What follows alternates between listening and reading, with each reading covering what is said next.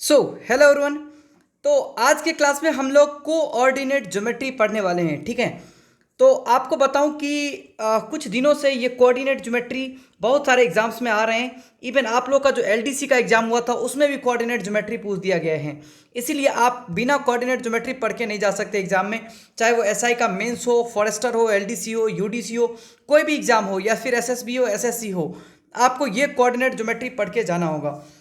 तो आपको मैं बताऊं कि 2 या 3 क्वेश्चन यहाँ से एक्सपेक्टेड होते हैं। हर एक ईयर आप लोग को 2 या 3 क्वेश्चन यहाँ से पूछते हैं। तो अगर आप एसआई मेंस का, फॉरेस्टर का, एलडीसी का, यूडीसी का या कोई भी एसएसबी का एग्जाम देने जा रहे हैं तो इस टॉपिक को आप बिल्कुल छोड़ के मत जाइए। यहाँ से जो भी चीज़ मैं बताऊँगा बहुत आसान होंगे और श्योर आपका 3 या 4 क्वेश्चन लग जाएंगे। तो देखिए, सबसे पहले हम बात करते हैं कोऑर्डिनेट ज्योमेट्री में। को का मतलब होता है दो, को का मतलब ही होता है दो या दो से ज़्यादा। ठीक है ना। तो देखिए, ये हमारा एक एक्सिस होता है। तो ये वाला जो है हमारा, ये इसको हम कहते हैं एक्स एक्सिस, और ये वाला जो है ना इसको हम कहते हैं वाई एक्सिस। क्या कहते हैं इसको? Y axis.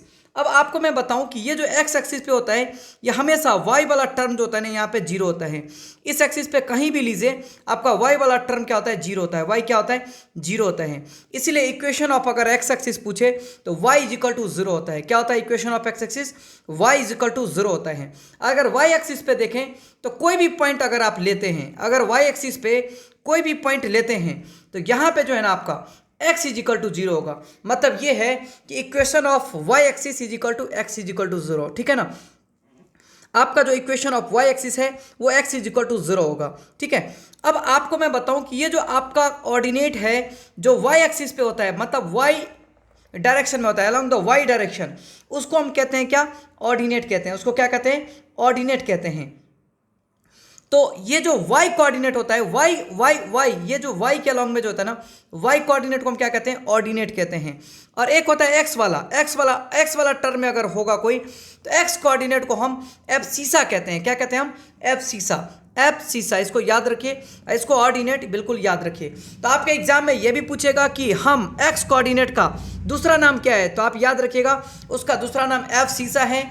और जो y कोऑर्डिनेट है उसका दूसरा नाम क्या है? ऑर्डिनेट है। कभी कभी यही एग्जाम में पूछ लेगा। ठीक है ना, छोटी छोटी बातें हैं बट एग्जाम में पूछ लेता है। और ये जो सेंटर वाला पॉइंट है इसको हम कहते हैं ओरिजिन। क्या कहते हैं इसको हम? सेंटर वाला जो पॉइंट है इसको हम कहते हैं ओरिजिन। इसको बिल्कुल याद रखिएगा, इसको हम ओरिजिन कहते हैं। तो छोटी छोटी बातें हैं, मैं पहले लिख देता हूँ और इस बातों को आप बिल्कुल एग्जाम में रट के जाएंगे क्योंकि ये बातें एग्जाम में आएंगी। तो देखिए, इक्वेशन ऑफ एक्स एक्सिस, अगर आपको एग्जाम में पूछे इक्वेशन ऑफ एक्स एक्सिस क्या है तो आपको कुछ नहीं करना, y is equal to zero करना है। y is equal to zero जो होगा वो इक्वेशन ऑफ एक्स एक्सिस होगा। याद रखिएगा, y is equal to zero होगा। जो दूसरा पूछेगा वो पूछेगा इक्वेशन ऑफ y एक्सिस क्या होगा, ये एग्जाम में पूछेगा। तो जब आपको इक्वेशन ऑफ y एक्सिस पूछे तो याद रखिएगा x is equal to zero करना है। क्या करना है? x is equal to zero. अब देखिए, कोई भी एक्सिस की बात करें, अगर हम कोई भी पॉइंट लेते हैं तो एक हमारा x में कोऑर्डिनेट मिलेगा, एक हमारा y में कोऑर्डिनेट मिलेगा। ठीक है। तो हम एक x वाले टर्म को, जो आपका x होता है, जो x वाला टर्म होता है उसका दूसरा नाम क्या मैं बोला हूं? ये जो x वाला टर्म होता है इसको हम कहते हैं क्या? एक्स वाले टर्म को हम कहते हैं एब्सिसा। क्या कहते हैं? एब्सिसा। ऐसा स्पेलिंग होता है एब्सिसा। इसको क्या कहते हैं? ऑर्डिनेट, जो कि पहले मैं बता चुका हूं। और ये दोनों मिला करके हम कोऑर्डिनेट कहते हैं। क्या कहते हैं? कोऑर्डिनेट कहते हैं। कोऑर्डिनेट कहते हैं। और इसी के ज्योमेट्री को के स्टडी को हम कोऑर्डिनेट ज्योमेट्री कहते हैं। तो याद रखिएगा ये बातें, equation of X axis y equal to zero होता है और equation of y axis x is equal to zero होता है। ये याद रखिएगा, ये बहुत एग्जाम में आता है। ठीक है ना, बहुत इंपॉर्टेंट है ये। दूसरा, जो x एक्सिस है उसका नाम क्या है? एब्सिसा है। और जो y एक्सिस है उसका नाम क्या है? ऑर्डिनेट है। और जो बीच में जीरो जीरो अगर हो जाएगा तो वो आपका ओरिजिन हो जाएगा। और दोनों के कॉम्बिनेशन को कहते हैं कोऑर्डिनेट कहते हैं। क्या कहते हैं हम? कोऑर्डिनेट कहते हैं। तो इस बात को आप बिल्कुल याद रखिएगा, अपने अपने मेमोरी में बिल्कुल इसको फीड कर लीजिए, क्योंकि ये बातें सब छोटी छोटी बातें हैं बट आपके एग्जाम में आते रहते हैं।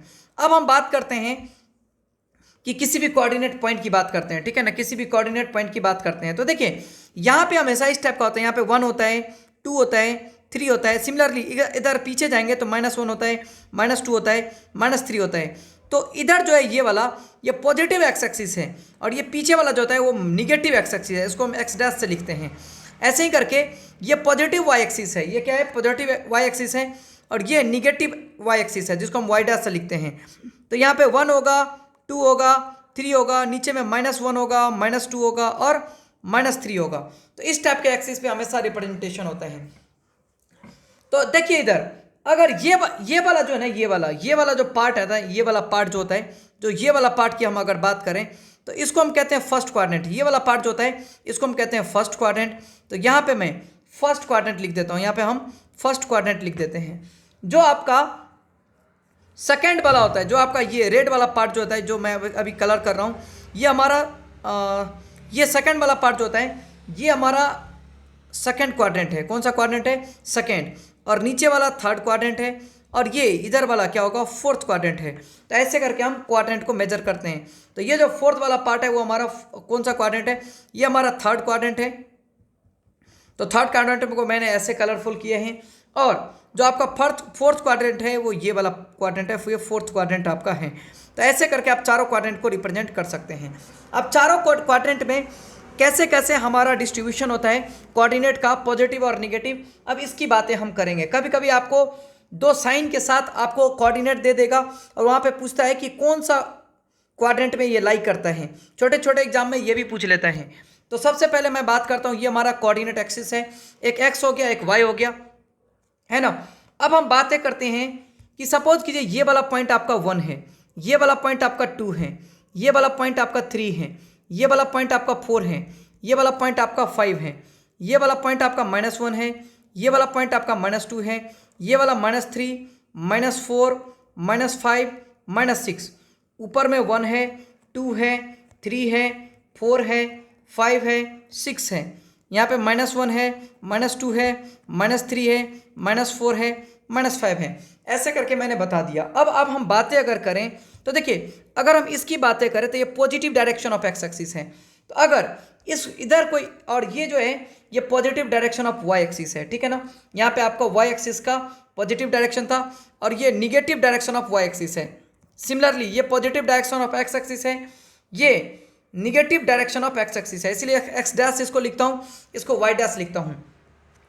तो सपोज कीजिए अगर आप कोई पॉइंट लेते हैं, सपोज कीजिए कोई पॉइंट है ए, ये ए है पॉइंट आपका 2,3, तो आपको एक्स में जो है ना वो आपको 2 जाना होता है और जो आपका वाई में है वो आपको 3 जाना होता है। तो एक्स में अगर हम 2 जाएं तो यहाँ पे मैं आपको जाके दिखाता हूँ। देखिए एक्स में एक ये हो गया 1, ये हो गया 2, तो एक्स में 2 गया, तो कहीं ना कहीं यहाँ पे आ गया। वाई में 3 जाना है तो 1 2 3, यहाँ पे 3 चला गया। दोनों का अगर मैं ज्वाइन करूँ तो यहाँ पे मैं 2 को ज्वाइन करता हूँ और यहाँ पे 3 को ज्वाइन करता हूँ, तो यहाँ पे एक पॉइंट मिलेगा। इसी पॉइंट का नाम है A2,3, A2,3। तो इस वाले पार्ट में देखिए, अगर आप देखेंगे तो ए भी आपका पॉजिटिव है और बी भी आपका पॉजिटिव है। तो दोनों टर्म अगर पॉजिटिव हो, ये भी पॉजिटिव हो और ये भी पॉजिटिव हो, इसका मतलब इस टाइप का क्वाड्रेंट को हम फर्स्ट क्वाड्रेंट कहते हैं, ठीक है। सिमिलरली सपोज कीजिए मैं आप दूसरा पॉइंट ले रहा हूँ, क्या कर रहा हूँ, दूसरा पॉइंट सपोज कीजिए मैं ले रहा हूँ। तो सेकेंड सपोज कीजिए दूसरा वाला जो पॉइंट लिया वो आपका लिया -2,3, ये वाला पॉइंट -2,3 लिया। तो -2,3 पे जाएंगे तो देखिए ये तो 1 हो गया, ये आपका -2 हो गया, और 3 ये आपका एक्स में आपका -2 गया तो एक्स में -2 चला गया। वाई में 3 जाना है तो 1 2 3 ऊपर चला गया। तो 3 पॉइंट करें तो एक्स में 2 यहाँ पे, -2 यहाँ पे और 3 यहाँ पे, तो ओवरऑल ये वाला पॉइंट होगा। तो इस पॉइंट को हम क्या कहते हैं, -2,3। ये क्या हो गया आपका -2,3। तो ये वाला पॉइंट जो होगा वो आपका -2,3, ये बी वाला पॉइंट हो जाएगा, ठीक है ना। तो यहाँ पे आप देखेंगे कि x आपका निगेटिव है और y आपका पॉजिटिव है। तो जब निगेटिव और पॉजिटिव इस टाइप का है तो इसको हम सेकेंड क्वाड्रेंट कहते हैं। कौन सा क्वाड्रेंट कहते हैं? सेकेंड क्वाड्रेंट कहते हैं, ठीक है। अब ऐसे ही करके यहाँ पे x वाला पार्ट जो होता है ना, x वो क्या आपका -2 है, तो जो y वाला पार्ट है वो आपका 3 है। तो ऐसे करके आप आसानी से निकाल सकते हैं, ठीक है। अब आगे फिर मैं आपको बताता हूँ। आगे एक पॉइंट लेता हूँ, सी पॉइंट लेता हूँ, जिसको हम -2, -3 लिखते हैं, ठीक है। इसका मतलब x में -2 जाना है तो यहाँ पे -2 चला गया। देखिए -2 जाना है तो आपको ये वाला एक्सिस को चूज करना है, और y में -3 जाना है तो ये वाला एक्सिस पे चूज करना है। तो देखिए x में -2 यहाँ पे, तो यहाँ पे -2 हो गया, और y में -3 यहाँ पे, तो यहाँ पे -3 हो जाएगा। तो यहाँ पे ये वाला पॉइंट को अगर आप देखेंगे तो -2, -3 है, -2, -3 है। इस पॉइंट को हम C कहते हैं, तो इसको मान लीजिए C है। तो यहाँ पे देखिए कि x भी निगेटिव है और y भी निगेटिव है। इस टाइप का अगर क्वाड्रेंट मिलता है तो इसको हम थर्ड क्वाड्रेंट कहते हैं। क्या कहते हैं? Third quadrant. तो यहाँ पे x = -2 है, मतलब एब्सिसा भी -2 है और कोऑर्डिनेट जो है वो आपका -3 है। अब एक और ये वाला C वाला पॉइंट है, तो C वाला पॉइंट मैंने लिख दिया है। एक और पॉइंट मैं लेता हूँ जिसको मैं D पॉइंट लेता हूँ। तो यहाँ पे मैं लिख रहा हूँ D पॉइंट। ये वाला एक मैं और लिख रहा हूँ, ये D पॉइंट लिख रहा हूँ। तो D में लिख रहा हूँ, x में लिख रहा हूँ 2 और y में लिख रहा हूँ -3। तो देखिए x में 2 तो यहाँ पे होगा, y में -3 यहाँ पे होगा, तो 2 और -3। तो ये वाला कोऑर्डिनेट जो होगा D, यहाँ पे x में 2 और y में -3। तो यहाँ पे देखिए x में पॉजिटिव है, y में निगेटिव होगा। इस टाइप का क्वाड्रेंट को हम फोर्थ क्वाड्रेंट कहते हैं। तो याद रखिएगा, फर्स्ट क्वाड्रेंट में प्लस प्लस होता है, सेकेंड क्वाड्रेंट में माइनस प्लस होता है, थर्ड क्वाड्रेंट में माइनस माइनस होता है, फोर्थ क्वाड्रेंट में प्लस माइनस होता है। तो इस वाले चीज़ को आप याद रखेंगे, ये बहुत ज़्यादा इंपॉर्टेंट है आपके एग्जाम के लिए, ठीक है। तो कभी कभी इसका ऑब्जेक्टिव क्वेश्चन भी आ जाते हैं, ठीक है। ऑब्जेक्टिव क्वेश्चन कैसा आएगा? ऐसा क्वेश्चन आएगा, इन विच क्वाड्रेंट, इन विच, ऐसा क्वेश्चन आएगा, क्वाड्रेंट, इन विच क्वाड्रेंट -3, 2 एग्जिस्ट। किस क्वाड्रेंट में -2, 3 एग्जिस्ट होगा? ऐसा क्वेश्चन आपको एग्जाम में पूछ लेगा, ठीक है। तो देखिए सबसे पहले जब भी ऐसा क्वेश्चन पूछेगा तो देखिए इसका मतलब ये है कि आप x में आपको क्या जाना है? निगेटिव जाना है, तो x में निगेटिव इधर होगा, और y में आपको पॉजिटिव जाना है तो y में पॉजिटिव इधर होगा। इसका मतलब आपको कौन सा क्वाड्रेंट है? सेकेंड क्वाड्रेंट है। तो आपको ऐसे करके पता चल जाएगा कि ये इसका आंसर क्या होगा? Second quadrant. ऑप्शन में सारा फर्स्ट, सेकेंड, थर्ड, फोर्थ पूरा गिवन होगा। तो ऐसे करके क्वेश्चन आते हैं।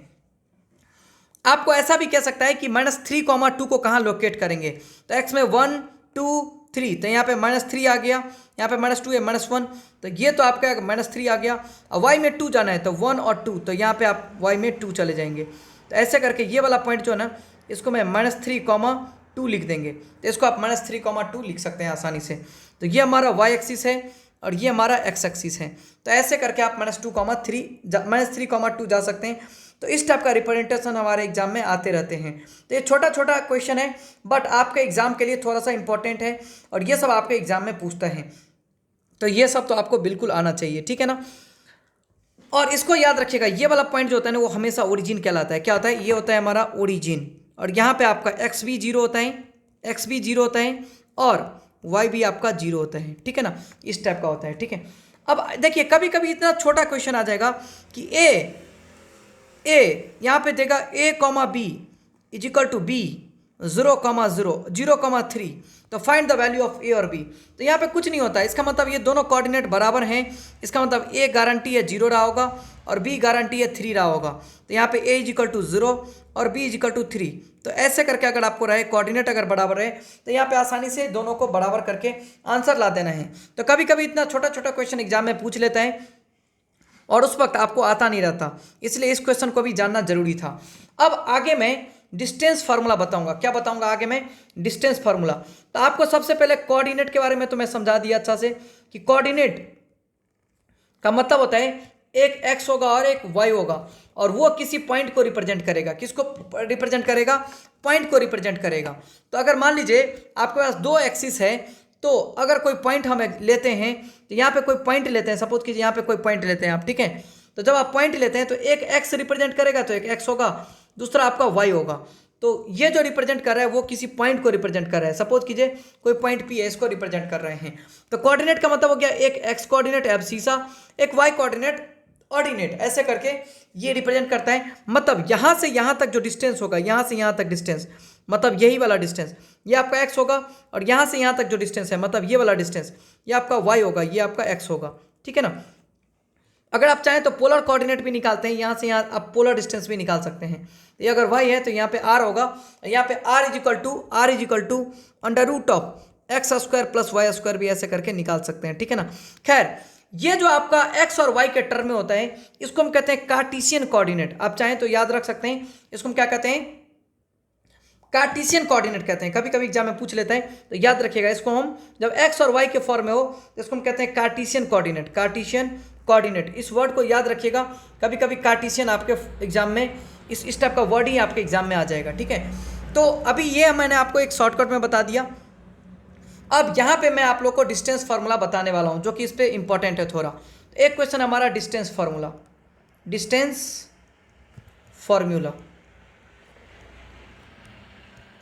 तो देखिए यहाँ पे डिस्टेंस बिटवीन 2 पॉइंट आपको पूछने कहते हैं। तो सपोज कीजिए एक पॉइंट यहाँ पे ए, ठीक है ना, सपोज कीजिए एक पॉइंट है आपका ए, जिसका कोऑर्डिनेट है, एक है x1 और दूसरा है y1। एक दूसरा पॉइंट है सपोज कीजिए बी, जिसका कोऑर्डिनेट है, एक x2 है और दूसरा क्या है आपका y2 है। एक x2 है, दूसरा क्या है आपका y2 है, ठीक है। तो इसको आप इससे ज्वाइन कर दीजिए। अगर सपोज कीजिए इस दोनों के बीच में ये पॉइंट ए है और बी है, इस दोनों के बीच में ये जो डिस्टेंस है ए बी, ये जो डिस्टेंस है डी, या फिर इसको आप ए बी से भी रिप्रेजेंट कर सकते हैं। ये अगर आपको एग्जाम में पूछ ले तो याद रखिएगा, इसका बहुत आसान तरीका है। अंडर रूट ऑफ x2 में से x1 को घटा दीजिएगा, मतलब दोनों के x कोऑर्डिनेट को घटा दीजिएगा और स्क्वायर कर दीजिएगा, और प्लस y कोऑर्डिनेट के दोनों को y कोऑर्डिनेट को घटा दीजिएगा और स्क्वायर कर दीजिएगा। और इसके बाद अंडर रूट ले लीजिएगा, वही उस दोनों के बीच में आंसर हो जाएगा, ठीक है ना, वही दोनों के बीच में डिस्टेंस हो जाएगा। The distance between two coordinate, the distance between two coordinate point x1 and y1 and x2 and y2 is under root of x2 minus x1 का whole square plus y2 minus y1 का whole square. अब आगे देखिए इसमें question किस type का पूछते हैं। क्वेश्चन ऐसा पूछेगा कि find the distance between, find the distance between a 2,3 and b 4,5। ऐसा क्वेश्चन आपको पूछेगा कि आप डिस्टेंस बताइए 2,3 और 4,5 के बीच में डिस्टेंस कितना होगा। तो देखिए एक पॉइंट है आपका 2,3, यहाँ पे कोई पॉइंट होगा, दूसरा पॉइंट है b 4,5। इस दोनों के बीच में कितना डिस्टेंस होगा वही आपको पूछ रहे हैं। तो डिस्टेंस को मैं ए बी से लिख रहा हूँ, या फिर आप डी से भी लिख सकते हैं। तो अंडर रूट ऑफ, अब देखिए क्या होगा, आप किसी भी x कोऑर्डिनेट को, यहाँ पे x कोऑर्डिनेट है 4, यहाँ पे x कोऑर्डिनेट है 2, तो आप 4 में से 2 को घटाइए। आप कहेंगे सर क्या मैं 2 में से 4 को घटा सकता हूँ? तो किसी को भी किसी से आप घटा सकते हैं। तत्कालीन मैंने 4 में से 2 को घटाया, तो इसका स्क्वायर किया तो स्क्वायर कर दिया। अब आगे मैं 5 में से क्या करूँगा, ये आपका पॉइंट है क्या, ये आपका पॉइंट है आपका 5। अब इस 5 में से 3 को घटाऊंगा, तो मैं यहाँ पे क्या कर रहा हूँ, 5 माइनस 3 का होल स्क्वायर। तो आगे देखिए अंडर रूट ऑफ 4 में से 2 जाएगा तो कितना 2, तो 2 का होल स्क्वायर होगा, और प्लस 5 में से 3 जाएगा तो वो भी कितना होगा 2, तो ये भी 2 का होल स्क्वायर होगा। तो देखिए 2 का होल स्क्वायर कितना होता है 4, तो यहाँ पे लिख दिया 4। फिर 2 का होल स्क्वायर क्या होता है 4, तो लिख दिया 4। तो 4 और 4 क्या होता है under root of 8। Under root of 8 को लिख सकते हैं 2 इंटू 2 इंटू 2। अब आपको बता दिया था कि स्क्वायर रूट में 2 2 1 2 बाहर निकल जाता है, तो 1 2 तो बाहर निकल जाएगा, 1 2 इसके अंदर भी फंसा रह जाएगा। तो 2√2 यूनिट्स आप आंसर लिख सकते हैं। तो ऐसे करके आप डिस्टेंस 2 कोऑर्डिनेट के बीच में निकाल सकते हैं। तो याद रखिएगा ये बहुत अच्छा क्वेश्चन है, ठीक है ना। तो ऐसे क्वेश्चंस आपके एग्जाम में आ जाते हैं, ठीक है। तो ये आप याद रखिएगा डिस्टेंस बिटवीन 2 पॉइंट्स, ठीक है। एक और क्वेश्चन मैं बताता हूं, इस टाइप का क्वेश्चन पूछेगा, find the diameter, find the diameter of a circle, find the diameter of a circle whose extreme points of diameter, diameter को मैं शॉर्टकट में लिख रहा हूँ डाया, ठीक है ना, इज, जो आपका एक्सट्रीम पॉइंट है, पहला जो एक्सट्रीम पॉइंट है वो 3,5 है, पहला एक्सट्रीम क्या है 3,5, और दूसरा जो एक्सट्रीम पॉइंट है वो है आपका 7,8। अब इस दोनों के बीच में आपको यहाँ पे आपको क्या निकालना है, डायमीटर निकालना है। तो देखिए सबसे पहले आपको सर्किल की बात कर रहे हैं तो सर्किल बना दिए, ये मैंने आपको सर्किल बना दिया, ठीक है ना, यहाँ पे आपका एक सर्किल बना दिया, ओके। अब बोल रहा है इसका एक्सट्रीम पॉइंट बोल रहे हैं, तो एक्सट्रीम पॉइंट की बात अगर कर रहे हैं इसका मतलब ये जरूर डायमीटर की बात कर रहा होगा। तो यहीं पे आपका डायमीटर है, यहाँ पे एक पॉइंट है, तो यहाँ पे एक कॉमा है, एक फर्स्ट पॉइंट क्या है 3,5, तो यहाँ पे लिया 3,5। अब बी पॉइंट आपका क्या है 7,8, तो यहाँ पे लिख दिया 7,8, ऐसे करके मैंने लिख लिया। अब आपको यहाँ पे निकालना क्या है, डायमीटर निकालना है। तो डायमीटर निकालना है तो कुछ नहीं, ये जो इस दोनों के बीच में डिस्टेंस है वही तो डायमीटर कहलाएगा। ये जो ए से बी तक होगा डिस्टेंस, यही क्या कहलाएगा, डायमीटर कहलाएगा। तो देखिए इसमें मैं डायमीटर निकालूं तो कितना आसान है, diameter is equal to under root of देखिए diameter is equal to under root of 7 - 3 का होल स्क्वायर, तो यहाँ पे 7 - 3 का क्या होगा, यहाँ पे होल स्क्वायर, और प्लस 8 - 5 का होल स्क्वायर, 8 - 5 का होल स्क्वायर। तो आपको करना क्या है, इसका एक्स कोऑर्डिनेट दोनों को घटा देना है। तो यहाँ पे देखिए ये और ये दोनों के एक्स कोऑर्डिनेट को क्या किया मैंने, घटा देना है। और फिर सेकंड वाले में क्या करना है, इसका वाई कोऑर्डिनेट और इसका वाई कोऑर्डिनेट, दोनों वाई कोऑर्डिनेट को फिर यहाँ पे घटा देना है। तो दोनों वाई कोऑर्डिनेट को मैंने घटा दिया है और दोनों का अंडर रूट ले लेना है। जैसे ही आप अंडर रूट लेंगे आपका आंसर आ जाएगा। तो देखिए ये वाला पार्ट हमारा अंडर रूट लिया हुआ है, ये दोनों का मैंने अंडर रूट लिया है। और इसका आंसर कितना होगा, तो देख लीजिए 7 में से 3 जाएगा तो कितना होगा, 7 में से अगर आप 3 जाने देते हैं तो 4 होगा, तो यहाँ पे 4 का होल स्क्वायर। अब प्लस 8 में से 5 जाएगा तो कितना होगा, 3, तो यहाँ पे 3 का होल स्क्वायर। 4 का होल स्क्वायर कितना होता है, 16, तो यहाँ पे 16 लिख दिया। 3 का होल स्क्वायर क्या होता है, 9, तो 9 लिख दिया। अब दोनों का अगर हम ऐड करते हैं तो हमारा क्या होगा, 5, तो 5 यूनिट्स आप आंसर लिख सकते हैं। तो ऐसे करके आपका आंसर हो जाएगा और डिस्टेंस ये आपका डायमीटर निकल जाएगा। तो डायमीटर तो यही तो है, यहाँ और यहाँ के बीच में जो डिस्टेंस होगा। अगर इसी में अगर रेडियस पूछा होता, अगर आपके एग्जाम में क्या पूछा होता, रेडियस, तो कुछ नहीं होता, आपका जो डायमीटर था उसको आप 2 से डिवाइड कर देते तो आपका रेडियस निकल जाता।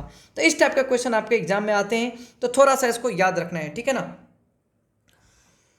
तो ये वाला पॉइंट है, ये अच्छा क्वेश्चन है, तो ये मैंने आपको बता दिया। अब आगे हम आप लोग को बताने वाले हैं मिड पॉइंट फार्मूला। क्या बताने वाले हैं, मिड पॉइंट फार्मूला। तो यहाँ पे मिड पॉइंट फार्मूला बता रहे हैं आप लोग को, ठीक है। तो मिड पॉइंट फार्मूला क्या है वो बताने जा रहे हैं। तो ये भी बहुत आसान है, कोऑर्डिनेट ज्योमेट्री का पार्ट है। ये भी मिड पॉइंट फार्मूला बहुत आसान है। देखिए क्या है, मिड पॉइंट फार्मूला ये कहता है कि अगर आपका कोई पॉइंट है, सपोज कीजिए कोई लाइन है ए, ये ए वाला पॉइंट है और इसका कोऑर्डिनेट है x1, y1। क्या है कोऑर्डिनेट, x1, y1 इसका कोऑर्डिनेट है। सपोज कीजिए इसका कोऑर्डिनेट क्या है, x1, y1 है। और ये बी कोऑर्डिनेट है, इसका कोऑर्डिनेट है x2, y2। ये क्या है आपका x2, y2, ये बी कोऑर्डिनेट है, ठीक है। और अगर आपको एग्जाम में इसका मिड पॉइंट वाला पार्ट पूछ ले, इसका मिड पॉइंट का कोऑर्डिनेट क्या होगा, अगर आपको एग्जाम में इसका मिड पॉइंट वाला पार्ट पूछ ले, एम पूछ ले, तो ये जो मिड पॉइंट होता है, ये मिड पॉइंट का अगर आपको कोऑर्डिनेट पूछ ले, देखिए ये जो मैं 3 सिंबल डाल रहा हूँ ना, ये वाला जो 1 2 3, इसका मतलब होता है कोऑर्डिनेट। तो एम का कोऑर्डिनेट अगर पूछे तो कुछ नहीं करना, इसका x1 और उसका x1 x2 दोनों के x कोऑर्डिनेट को जोड़ना है और 2 से डिवाइड कर देना है, मतलब मीन ले लेना है। इसके भी y1 को और इसके y2 को दोनों को जोड़ना है और 2 से डिवाइड कर देना है, और अपने आप आपका मिड पॉइंट निकल जाएगा। तो याद रखिएगा ये बिल्कुल मिड पॉइंट निकलता है, मतलब जितना डिस्टेंस ये होगा उतना ही डिस्टेंस ये होगा। मतलब ये है कि एम इज इक्वल टू यहाँ पे क्या है, एम बी है। एम और एम बी दोनों बराबर हैं, तो ये इसी को हम कहते हैं मिड पॉइंट फार्मूला। क्या कहते हैं इसको हम, मिड पॉइंट फार्मूला। और बहुत आसान है, ऐसे क्वेश्चन अगर आपके एग्जाम में आए तो आपके बनने चाहिए। तो इस पे बेस्ट क्वेश्चन कैसे आएंगे, तो देखिए find the mid point of a line segment whose two extreme point whose two extreme points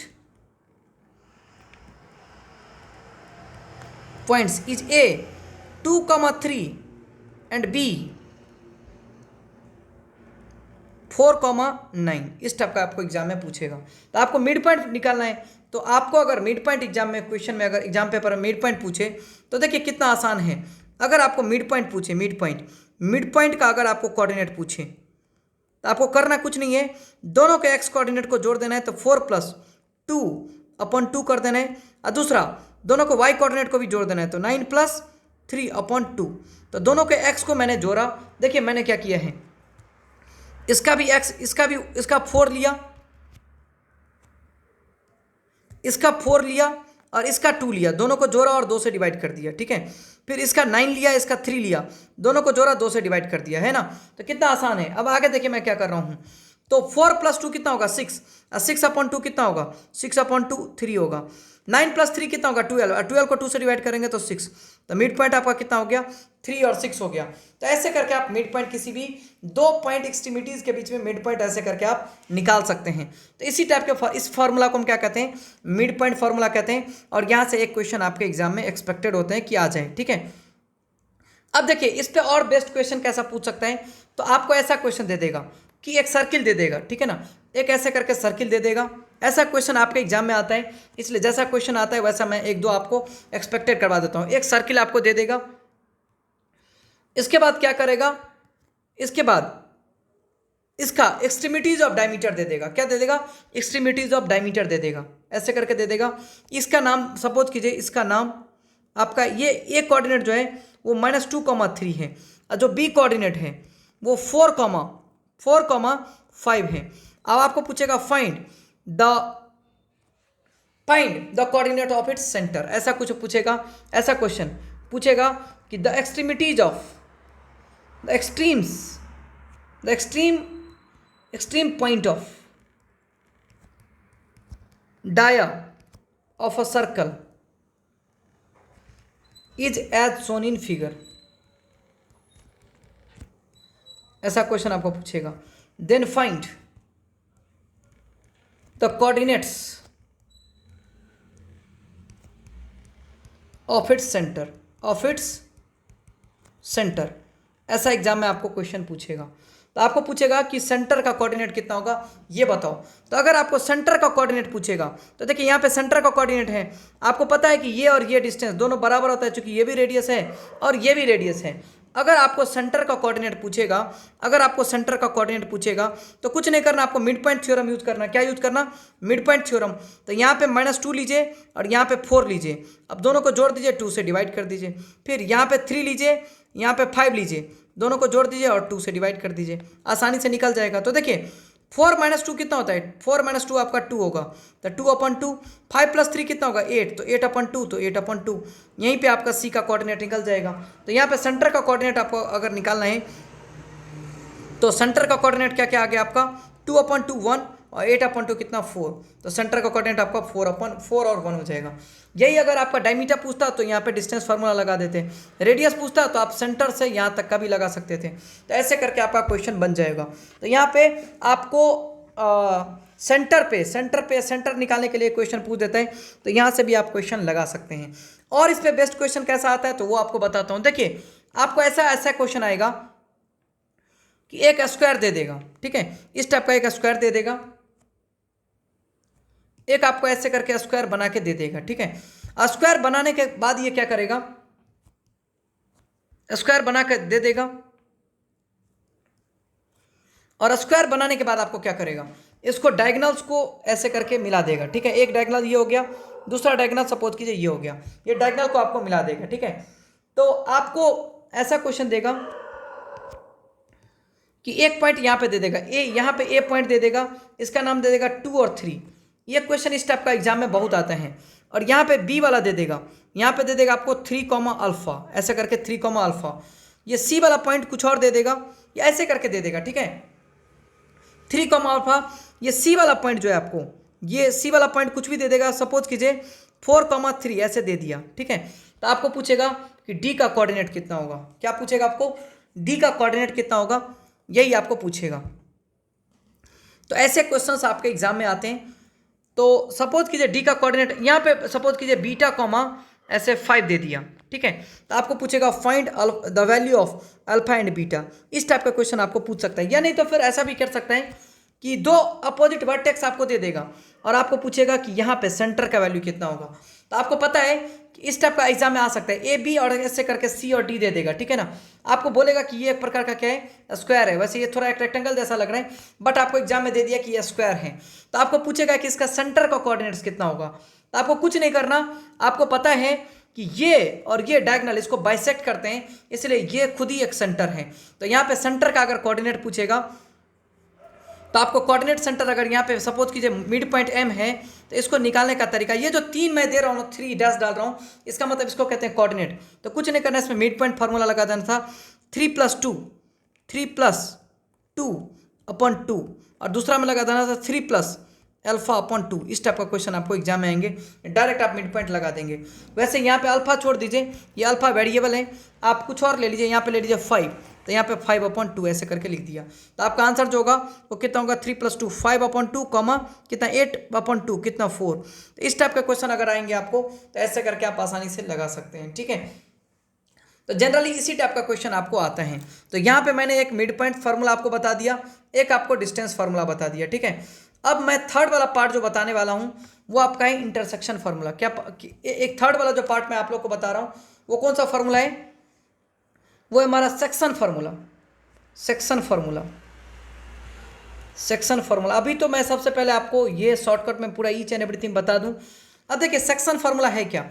तो सेक्शन फार्मूला ये कहता है कि सपोज कीजिए अगर कोई आपका लाइन है, सपोज कीजिए ये कोई आपका लाइन है, क्या ये आपका एक लाइन है, ओके।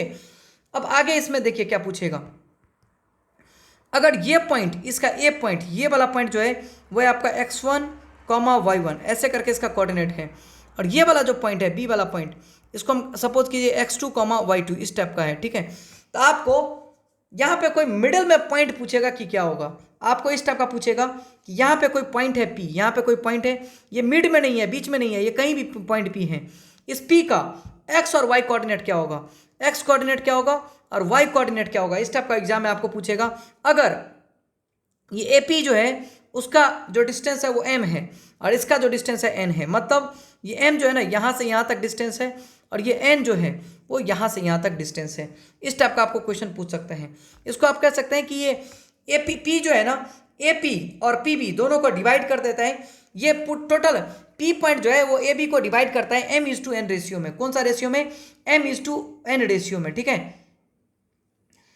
तो अगर आपका ये P पॉइंट A और B को m/n रेशियो में डिवाइड करता है, तो इस P का अगर आपको कोऑर्डिनेट निकालना है, ये वाला पॉइंट का अगर आपको कोऑर्डिनेट निकालना है, Px, y निकालना है, तो इसको निकालने का एक फॉर्मूला है, देखिए क्या है, बहुत आसान है।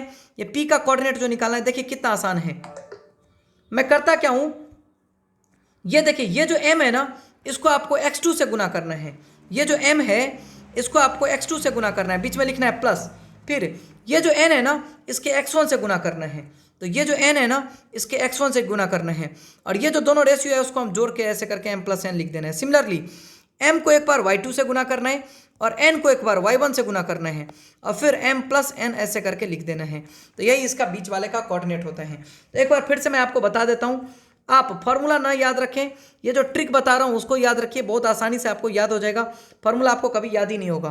तो ये देखिए ये जो n वाला पार्ट है ना इस x1 वाले से गुना करेंगे, और ये जो m वाला पार्ट है इसके x2 वाले से गुना करेंगे, तो n(x1) plus m(x1) upon m+n, और नीचे में जो रेशियो था ना दोनों को सम करके लिख देंगे। सिमिलरली y वाला के साथ करेंगे, ये जो m वाला पार्ट है ना इसको हम y2 वाले के साथ गुना करेंगे, और ये जो n वाला पार्ट है ना फिर इसके y1 वाला के साथ गुना करेंगे, और दोनों में फिर हम m+n जोड़ देंगे। तो इस टाइप का फॉर्मूला को हम कहते हैं सेक्शन फार्मूला, ठीक है। तो ऐसे क्वेश्चन इस पे बेस्ट क्वेश्चन कैसे आएंगे वो मैं आपको बता देता हूँ। देखिए आपको एग्जाम में ऐसा क्वेश्चन देगा, सपोज कि एक लाइन है, ऐसा क्वेश्चन देगा और आपको यहाँ पे दे देगा कि इसका ए कोऑर्डिनेट 2,3 है, और यहाँ पे बी कोऑर्डिनेट, ठीक है, 4,1 है, ऐसा है, और एक पॉइंट यहाँ पे है P, ठीक है ना, जिसको ये 2:1 में डिवाइड कर रहे हैं। किस में डिवाइड कर रहे हैं, 2:1 में। तो P का कोऑर्डिनेट क्या होगा, यही आपको एग्जाम में पूछेगा। तो देखिए कितना आसान है, P का अगर आपको कोऑर्डिनेट निकालना है, P का कोऑर्डिनेट निकालना है तो कुछ नहीं, इस 1 को किससे गुना करना है, इस 2 से गुना करना है, तो 1 × 2 प्लस इस 2 को इस 4 से गुना करना है, तो 2 × 4 अपॉन दोनों को जोड़ देना है, तो 2 + 1 तो 2 + 1। अब सिमिलरली इस वाले को मैं इरेज कर रहा हूँ, सेकंड वाला पार्ट क्या कर रहा है वो देखिए। अब आगे आपको करना क्या है, ये जो 2 है ना इसके y से गुना करना है, 1 से गुना करना है, तो ये 2 को फिर 1 से गुना कर दिया, प्लस इसका जो ये 1 है इसके y से गुना करना है, तो फिर 1 × इधर है 3 है तो 3 अपॉन 2 + 1 तो 2 + 1। तो P का कोऑर्डिनेट कितना आ जाएगा, 2 प्लस 4 2 = 8 अपॉन 2 + 1 3, यहाँ पे 2 1 = 2 प्लस 3 1 = 3 अपॉन कितना 3 तो अपॉन 3। तो P का कोऑर्डिनेट यही हो जाएगा, है ना।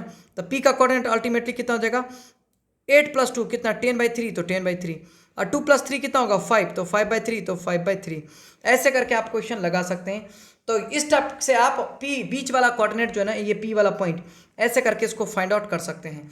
इसको जो फॉर्मूला मैंने यहाँ पे लगाया है उसी का नाम है सेक्शन फार्मूला। वैसे यहाँ पे तो इंटरनली कट रहा है, एक्सटर्नली आप छोड़ दीजिए, इंटरनली ही याद रखिए, यही आपके एग्जाम में अभी आता है। ठीक है, तो ऐसे करके आप सक्शन फार्मूला लगा सकते हैं। तो मैंने आपको एक सक्शन फार्मूला बताया, एक आपको मिड पॉइंट फार्मूला बताया और एक आपको डिस्टेंस फार्मूला बताया। अभी तक इतना ही मैंने आपको बताया है। अब अगला जो हम आपको बताने वाले हैं वो पार्ट है हमारा एरिया ऑफ ट्रायंगल वाला पार्ट है। कौन सा पॉइंट है आपका पार्ट है, वो हमारा एरिया ऑफ ट्रायंगल वाला पार्ट है। तो ये भी बहुत अच्छा है। देखिए एरिया ऑफ ट्रायंगल कैसे निकालते हैं, एरिया ऑफ ट्रायंगल वाला पार्ट है, तो ये भी आपके एग्जाम के लिए थोड़ा सा इंपॉर्टेंट है, एरिया ऑफ ट्रायंगल। तो देखिए इसमें क्वेश्चन कैसे आते हैं और इसमें क्या क्या आपको याद रखना है। तो देखिए सपोज कीजिए एक कोई ट्रायंगल है, ये मैंने आर्बिट्री कोई ट्रायंगल ले लिया, ठीक है ना, ये कोई भी इसका सपोज कीजिए इसका जो ए वाला पॉइंट है इसका कोऑर्डिनेट है x1 कॉमा क्या y1, सपोज कीजिए ऐसा है। इसका जो ये बी वाला पॉइंट है वो है x2 कॉमा y2, इसका जो ये सी वाला पार्ट है वो है आपका x3 कॉमा y3। ऐसा ये 3 पॉइंट है आपके पास, तीनों कोऑर्डिनेट मैंने आपको दिखा दिया। अब देखिए आगे मुझे क्या करना है। देखिए इसका पूछेगा कि find the area of triangle, इसका एरिया ऑफ ट्रायंगल आपको पूछेगा। ठीक है, तो जब भी इसका एरिया पूछे आपको एक ट्रिक बताता हूं, इस ट्रिक को हमेशा याद रखिएगा। अगर आप इस ट्रिक को याद रखेंगे तो आपके कोई भी क्वेश्चन लग जाएंगे। तो देखिए इसको फॉर्मूला आप रटेंगे तो रटेगा नहीं, आपको रटा नहीं जाएगा। तो इसका एक तरीका मैं बताता हूँ, उससे आप रटिए इसको। देखिए आप अपने मन से यहाँ पे 1 लिख दीजिए, ऐसे करके यहाँ पे 2 लिख दीजिए और यहाँ पे 3 लिख दीजिए। ठीक है, अब इसका एरिया ऑफ ट्रायंगल का फॉर्मूला देखिए कितना आसानी से मैं बता देता हूँ। देखिए अगर आपको एरिया पूछे तो आपको 1/2 करना है और ऐसे मॉड लेना है, मॉडुलर वैल्यू लेना है। मॉडुलर का मतलब होता है पॉजिटिव वैल्यू। अब करना क्या है, पहले 1 पे आइए, तो आप 1 पे आएंगे तो इसको लिखिए यहाँ पे x1, क्या लिखिए x1। ठीक है, अब आगे क्या है, y2 है और y3 है। देखिए आगे क्या है, देखिए मैंने किया क्या है, पहले ये y1 को मैंने यहाँ पे x1 को x1 लिख दिया, फिर y2 और y3 जो है इसको मुझे कैसे करना है, तो पहले वाले को x1 लिखना है, पहले को x के टर्म में लिखना है, और जो दूसरा वाला है उसको मुझे लिखना है y2 माइनस y3। क्या लिखना है, y2 माइनस y3। ठीक है, तो पहले इसको मैंने आपको पहला x1 लिखा और y2 और y3 को y में लिखा। तो ऐसे करके आप याद रखेंगे तो आपका यहाँ पे ये फॉर्मूला याद हो जाएगा। तो x1 हो गया, अब फिर x1 हो गया तो अब हम x2 करेंगे। तो यहाँ पे इस बार हम x2 पे आ गए, मतलब सेकंड वाले पे आएंगे। तो सेकंड आ गए तो आगे का जो ये थर्ड और 1 है, ये थर्ड और 1 जो है आगे का जो ये देखिए ये x2 अगर लेते हैं तो ये y3 माइनस y1 लिखेंगे यहाँ पे। तो यहाँ पे मैं क्या लिख रहा हूँ, y3 माइनस y1। अब थर्ड वाला पार्ट जो है वो हम y3 पे आएंगे। थर्ड वाला पार्ट हम किस पे आएंगे, सपोज कीजिए ये वाला y3 वाला पार्ट पे आएंगे। तो हम y3 वाला पे आएंगे, सॉरी 3 वाला पार्ट पे आएंगे, तो इसको हम x के टर्म में लिखेंगे। तो x3 इंटू आगे क्या है y1 माइनस y2, तो इसको हम लिखेंगे y1 माइनस y2 और ऐसे कर देंगे। यही इसका एरिया ऑफ ट्रायंगल का आपका फॉर्मूला हो जाएगा और क्वेश्चन हो जाएगा। इसलिए बेस्ट आपको ऐसे करके क्वेश्चन पूछे ही जाएंगे। ठीक है ना, तो जब भी ऐसे क्वेश्चन पूछे आपको ऐसे ही करके लगा लेना है। और इसलिए बेस्ट एरिया ऑफ ट्रायंगल आपके एग्जाम में पूछते हैं। मैंने आपको बता दिया कि एरिया ऑफ ट्रायंगल कैसे निकालते हैं। इस पे बेस्ट 1-2 क्वेश्चन मैं आपको करा देता हूँ। अगर आप ऐसे क्वेश्चन बना लेंगे तो आसानी से सारे के सारे क्वेश्चंस लग जाएंगे आपके एग्जाम में। ठीक है, एक क्वेश्चन मैं आपको बता रहा हूं, ठीक है ना।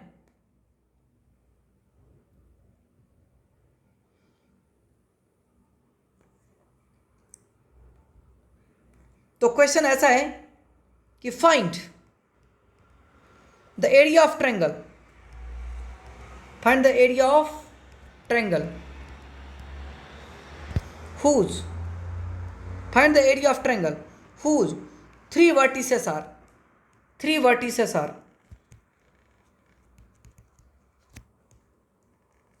एक वर्टेक्स जो है उसका वो है आपका, एक वर्टिसेस है आपका ए, सपोज कीजिए 0,0 है।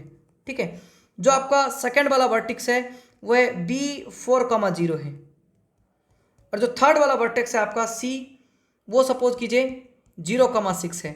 इसका आपको एरिया निकालना है। तो कैसे करके निकालेंगे, तो देखिए सबसे पहले जो पहला वाला पार्ट है इसमें x1 0 है y1 0 है, तो यहाँ पे लिख लीजिए x1 इज इक्वल टू 0 और y1 इज इक्वल टू 0।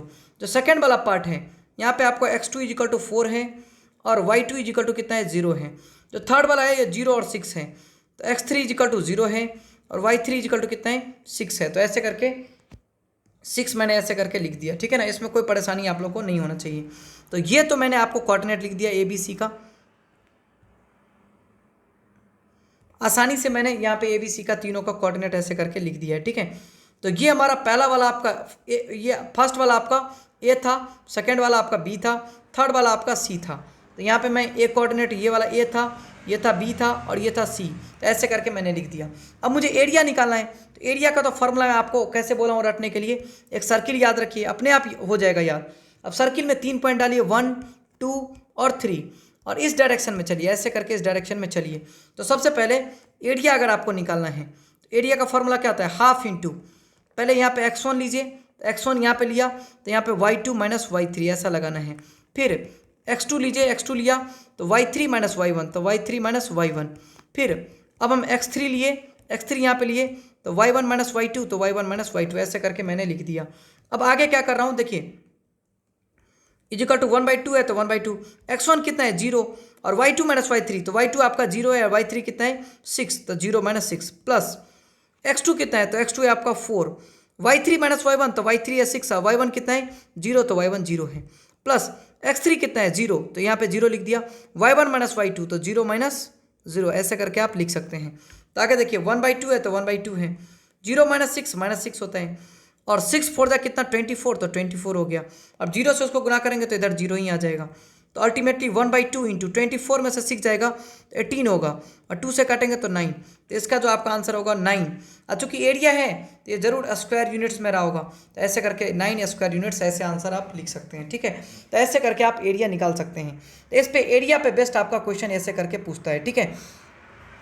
अब तीसरा जो क्वेश्चन आपका पूछता है वो इसी पे बेस्ट आपका, एक चीज़ इसमें आप याद रखिएगा, एक चीज़ आप बहुत इंपॉर्टेंट है कि इफ़, ठीक है ना, if ax1 comma y1, if ax1 comma y1, फिर similarly b x2 comma y2 and c x3 comma y3, ठीक है ना, ऐसा क्वेश्चन है। आर कॉलिनियर, अगर ये कॉलिनियर होगा, आर क्या कॉलिनियर, आर कॉलिनियर, अगर ये कॉलिनियर होगा, ठीक है ना, तो याद रखिएगा अगर ये कॉलिनियर होगा देन, ठीक है ना, एरिया इज इक्वल टू 0, इसका जो एरिया वाला फॉर्मूला होगा वो आपका 0 हो जाएगा। मतलब ये जो मैंने फॉर्मूला लिखा है एरिया का वो आपका 0 हो जाएगा, ठीक है ना। तो इस बात को बिल्कुल याद रखिए, अगर x1 x2 x3, अगर आपका ये ABC तीनों कॉलिनियर हैं, कॉलिनियर का मतलब होता है तीनों एक ही पॉइंट पे हैं, तो इसका जो एरिया होगा वो आपका 0 होगा। अगर तीनों पॉइंट क्या होगा एक ही पॉइंट पे होगा तो इसका एरिया कितना होगा, ये एरिया इज इक्वल टू आपका 0 होगा। तो ऐसे कंडीशन को याद रखेगा, ये एरिया आपका 0 हो जाएगा। कॉलिनियर का मतलब ये होता है कि ए पॉइंट भी इसी पे लाई कर रहा है, बी पॉइंट भी इसी पे लाई कर रहा है और सी पॉइंट भी इसी पे लाई कर रहा है। तो अगर तीनों एक ही लाइन पे लाई करे तो वहाँ पे कोई एरिया ही नहीं बनेगा, तो वहाँ पे एरिया आपका 0 माना जाएगा, ठीक है ना। तो ऐसे क्वेश्चंस भी आपके एग्जाम में आ सकते हैं, ठीक है। अगला जो पार्ट है हमारा वो है हमारा सेंट्रॉइड। इसी में हम किसी भी ट्रायंगल का सेंट्रॉइड कैसे निकालेंगे तो वो भी आपके एग्जाम में आता है, ठीक है ना। तो अगला हमारा है centroid of triangle, centroid of triangle, किसी भी ट्रायंगल का सेंट्रॉइड कैसे निकालते हैं, ठीक है। तो सेंट्रॉइड ऑफ ट्रायंगल ये भी आपके एग्जाम के लिए इंपॉर्टेंट है। तो देखिए सपोज कीजिए ये कोई मैंने ऐसे आर्बिट्री ट्रायंगल बनाया, ठीक है। यहाँ पे आपका जो ABC ए कोऑर्डिनेट है, जो आपका फर्स्ट कोऑर्डिनेट है, सपोज कीजिए x1 कॉमा क्या है y1, जो B वाला कोऑर्डिनेट है वो x2 comma y2, x2 comma y2, और जो C वाला कोऑर्डिनेट है वो x3 कॉमा y3 ऐसे करके हैं। तो एक चीज़ मैं आपको बताऊं, यहाँ से अगर कोई लाइन ऐसे करके खींचते हैं जिससे कि ये दोनों बराबर हो जाए तो इसको हम कहते हैं मीडियन। क्या कहते हैं इसको हम, मीडियन। क्या कहते हैं, मीडियन। सिमिलरली इधर से भी एक मीडियन होगा, सिमिलरली इधर से भी एक मीडियन होगा। तो तीनों मीडियन को अगर काटते हैं तो बीच में पॉइंट ऑफ इंटरसेक्शन का जो नाम होता है इसका नाम होता है सेंट्रॉइड। क्या कहता है इसका नाम, सेंट्रॉइड, जिसको हम जी से लिखते हैं, इसको हम कहते हैं सेंट्रॉइड। एग्जाम में इसी का कोऑर्डिनेट पूछता है। तो सेंट्रॉइड का जो कोऑर्डिनेट होगा वो लिखने का तरीका है कि तीनों x1, ठीक है, x2 और x3 तीनों के x कोऑर्डिनेट को जोड़ना है और 3 से डिवाइड कर देना है। Similarly y1 plus y2 plus y3 तीनों को y कोऑर्डिनेट को जोड़ना है और 3 से डिवाइड कर देना है। ऐसे करके आप किसी भी ट्रायंगल का सेंट्रॉइड आसानी से लगा सकते हैं, निकाल सकते हैं, ठीक है ना। तो ये मैंने आपको आसानी से बता दिया। अब आगे देखिए क्या है। सपोज कीजिए कि 3 ट्रायंगल है, एक ट्रायंगल है, ऐसा करके सपोज कीजिए कि ये आपका ट्रायंगल है, ठीक है। सपोज कीजिए ये आपका ट्रायंगल है और एक पॉइंट है ए, ये आपका ए पॉइंट है। सपोज कि ए पॉइंट है जिसका कोऑर्डिनेट है 3,4। ये कोऑर्डिनेट है बी जिसका कोऑर्डिनेट है 4,2 और ये सी कोऑर्डिनेट है ये आपका 2,6 है। ठीक है, ये तीन कोऑर्डिनेट्स हैं। आपको कहेगा find the coordinates of it's centroid, ऐसा करके पूछ देगा। तो यहां पे पूछेगा find the coordinate of centroid, coordinate of centroid, ऐसे करके एग्जाम में आपको क्वेश्चन पूछेगा। तो देखिए, अगर आपको इसका कोऑर्डिनेट ऑफ सेंट्रॉइड पूछ रहा है तो कुछ नहीं करना, यहाँ पे सेंट्रॉइड का कोऑर्डिनेट निकालने का तरीका है, आप तीनों के एक्स कोऑर्डिनेट को जोड़ दीजिए। मतलब ये 4, ये 3 और ये 2, तीनों को जोड़िए। तो 4 + 3 + 2 और फिर 3 से डिवाइड कर दीजिए। तो 3 से मैंने डिवाइड कर दिया। अब आगे क्या करना है, आगे क्या करना है, देखिए इसके 4 को, इसके 2 को, इसके 6 को भी आप जोड़ दीजिए। तो 4, 2 और 6, 4 + 2 + 6 अपॉन 3 से डिवाइड कीजिए। तो 3 से मैंने डिवाइड कर दिया। तो जी का अगर आप कोऑर्डिनेट निकालना चाहते हैं तो 4 + 3 कितना होगा, 7 + 2 कितना, 9। तो 9/3 होगा, तो 9/3। अब आगे 4 + 2 कितना, 6 + 6 12/3 है, तो 12/3 हो गया। तो यहाँ पे सेंट्रॉइड का अगर आप कोऑर्डिनेट निकालना चाहते हैं तो 9/3 आपका 3 होगा, 12/3 आपका 4 होगा। तो ऐसे करके आप सेंट्रॉइड का कोऑर्डिनेट्स निकाल सकते हैं। तो किसी भी ट्रायंगल का, सेंट्रॉइड का अगर आपको कोऑर्डिनेट्स निकालना है तो ये मैंने आपको कितना अच्छा से बता दिया है सेंट्रॉइड का कोऑर्डिनेट्स निकालने का तरीका। तो ऐसे क्वेश्चन आपके एग्जाम में आते हैं तो आपको बिल्कुल याद रखना है और इस टाइप के क्वेश्चन को आपको बिल्कुल छोड़ के नहीं जाना, क्योंकि ऐसे क्वेश्चन आपके एग्जाम में अगर आए और ऐसा क्वेश्चन को अगर आप छोड़ के जाते हैं तब तो और अच्छे अच्छे क्वेश्चन आपके और भी नहीं बनेंगे। तो इस टाइप का अगर क्वेश्चन आया है तो बिल्कुल आपको एक भी आपका ये बिल्कुल ही नहीं छूटना चाहिए। अब 1-2 क्वेश्चन और मैं करा रहा हूँ, ठीक है। देखिए ये कॉलिनियरिटी जो था, कॉलिनियर वाला पॉइंट्स, उस पर बेस्ट एक क्वेश्चन कराता हूँ। तो इस टाइप का क्वेश्चन आएगा। देखिए क्वेश्चन कैसा आएगा, ऐसा आएगा, if the points a, a 1, -1, b 5, 2 and c k, 5 are collinears, are क्या, collinear, then find the value of k, then find the value of के, यहाँ पे आपको के की वैल्यू निकालना है, ठीक है ना। तो अगर आपका ये वाला पॉइंट, ए वाला पॉइंट क्या है आपका, ए 1, -1 है, बी 5, 2 है और सी k, 5 है, ठीक है ना। इस टाइप का 3 पॉइंट्स हैं। अगर ये तीनों पॉइंट्स कॉलिनियर हैं, कॉलिनियर, तो आपको के की वैल्यू निकालना है कि कितना होगा। तो सबसे पहले देखिए, आपको मैं इसका सॉल्यूशन बता रहा हूँ। सबसे पहले आपको अगर कॉलिनियर है तो इसका एरिया क्या होना चाहिए, 0 होना चाहिए। तो यही चीज़ यूज़ करूँगा, ठीक है ना। इसमें देखिए सबसे पहले अगर आप x1 और y1 की बात करें तो पहला से निकालेंगे, x1 1 है और y1 -1 है। सिमिलरली x2 आपका कितना है, 5 और y2 कितना है आपका 2। सिमिलरली x3 आपका कितना है, k और y3 कितना है आपका 5। इसी को मैं यूज़ कर रहा हूँ। एरिया को मैं 0 करूँगा, यहाँ पे कुछ नहीं करूँगा। तो एरिया है ना, उसको 0 करूँगा। तो सबसे पहले एरिया का जो फॉर्मूला होगा तो उसका मैंने लिखने का तरीका बता चुका हूँ। लिखने का तरीका है कि एक सर्किल बनाओ, यहाँ पे लिखो 1, यहाँ पे लिखो 2, यहाँ पे लिखो 3 और क्लॉकवाइज में ऐसे चलिए।